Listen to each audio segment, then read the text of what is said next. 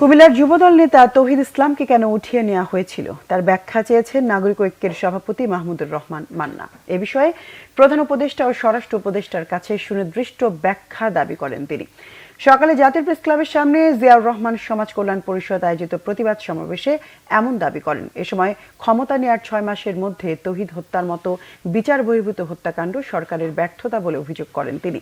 এই হত্যাকাণ্ডের সাথে জড়িতদের শাস্তির দাবি জানান। দেশ ও জনগণের স্বার্থে দ্রুতই হত্যাকাণ্ডের বিচার না হলে এ ধরনের ঘটনার পুনরাবৃত্তি এড়ানো সম্ভব হবে না বলে আশঙ্কা প্রকাশ করেন তিনি।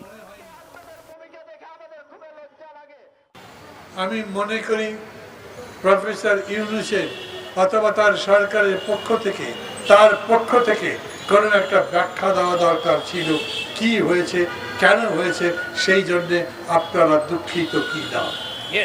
আমি দাবি করছি এই সরকারকে এই ঘটনার ব্যাখ্যা দিতে হবে। সেই ব্যাখ্যা যেন গ্রহণযোগ্য হয় সবার কাছে, তার পরিবারের কাছে, তার দলের লোকের কাছে, যারা গণতন্ত্রের জন্য লড়াই করছে তাদের কাছে এক ব্যাখ্যায় যেন বিষয়টার নিষ্পত্তি হয়।